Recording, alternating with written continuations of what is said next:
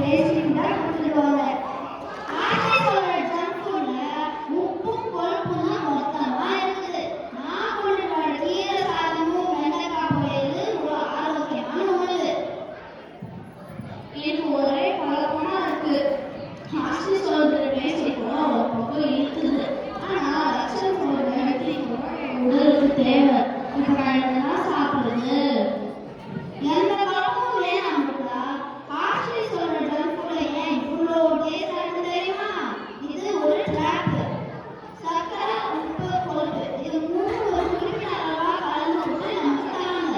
நம்ம கூட இதுதான் நல்லா டேஸ்டி ஃபுட்னு நினைச்சு டோபமைன் உணர தோணும்.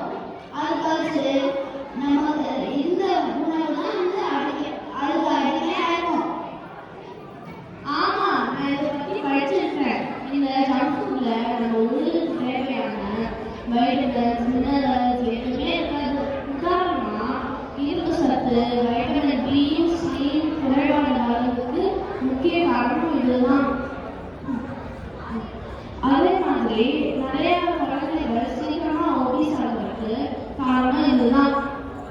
ஒரு பீஸா சாப்பிடுறதுக்கு நாட்டுக்கு ருசியா சாப்பிடலான்னு பார்த்தா எதுக்கு பேசி டாக்டர் கிளாஸ் எடுக்கிறீங்க? ஆமா, இதெல்லாம் சாப்பிட்டா ஹெல்த்தியா இருக்கிற என்ன பிரச்சனை ஆக போகுது? ப்ராசஸ் ஃபுட் சாப்பிட்றவங்க ஹோல் ஃபுட் சாப்பிட்றவங்க ஒரு நாள் 500 கலோரி இன்னும் அதிகமாக எடுத்துருப்பாங்க.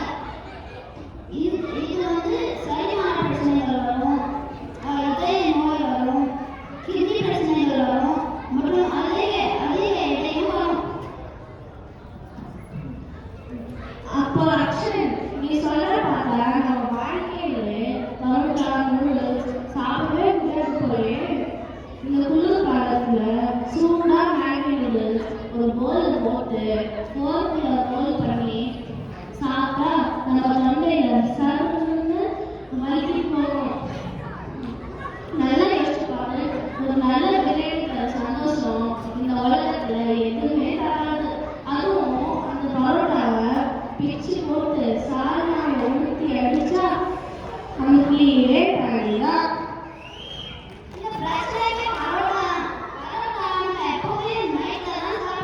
இது செரிமானம் ஆகாது. அதுபோல நமக்கு 7 மணி ஆவி பறக்கிற நிச்சயம் சுட சுட கொதிக்கணும் ஊற்றி சாப்பிட்டேன்னா எந்த பிரச்சனையும் வராது. அதுவும் நாக்கு ருசி 3 இருந்துச்சுன்னா மித்தபடி அது தானா எல்லாமே ஒண்ணுதான். அதுவும் இந்த பரோட்டா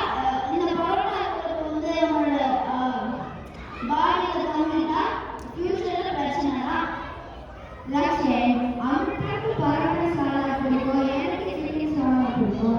சென்னையில நான் சாப்பிட்ட கடையே இல்லை தெரியுமா? நீ மெயின் கோர்ஸ் கூட ஹெல்த்தியா சாப்பிடலாம். ஆனா ஸ்கூல் முடிச்சு வரப்ப சோஃபால உட்காந்து ஒரு கையில கூல் ட்ரிங்க்ஸ் ஒரு கையில சிப்ஸ் சாப்பிட்டாதான் பசியே ஆகும். அது உங்க ஹெல்த்தி ஃபுட் பேச முடியுமா? பண்ண முடியுமே.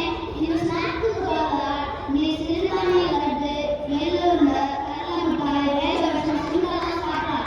அதுவும் இந்த கூல் ட்ரிங்க்ஸ் இருக்குல்ல, இதுக்கு பதிலா நீ ஃப்ரெஷ்ஷான ஜூஸும் இளநீரும் குடிக்கலாம். நம்ம முன்னோர்கள் நல்ல ஆரோக்கியமான உணவுகளை சாப்பிட்டாங்க. ஆனா அதான் அவங்க ரொம்ப நிறைய வருஷம் வாழ்ந்தாங்க. ஆமா மாஷ்மி, கடையில வாங்குற சிப்ஸ்ல எல்லாம் ஆர்டிஃபிஷியல் கலர்ஸ், ப்ரிசர்வேட்டிவ்ஸ் தான் இருக்கும்.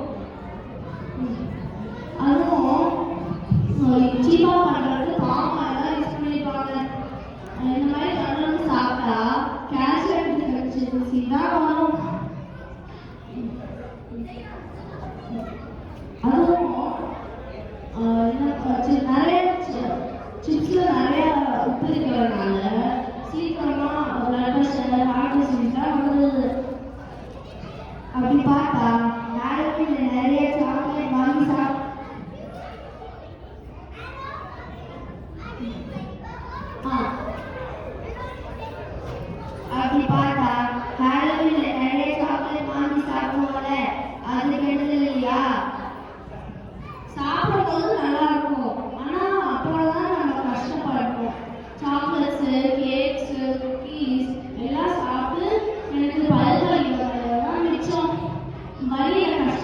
சத்து இதெல்லாம் சாப்பிடாமலே இருக்கலாம். இந்த மாதிரி அன்ஹெல்தியா சாப்பிட்டு இருக்கிறதுனால நம்ம பல்ஸ் பைபாஸ் வேகத்துல போயிடும்.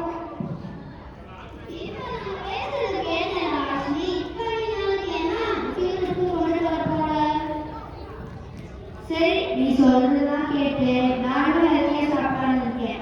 அதனால நாளைக்கு நான் சாம்பார் சாதமும் ஆச்சு கொண்டு வரேன். இப்பதான் நான் தெளிவா இருக்கிறேன். நாளைக்கு நான் சிக்கன் குழம்பும் மீன் குழம்பும் கொண்டு வரேன். வேணும்னா மாசத்துல ஒரு நாள் சீக்கிரா வச்சுட்டு என்னன்னா சாப்பிட்டுக்கலாம்.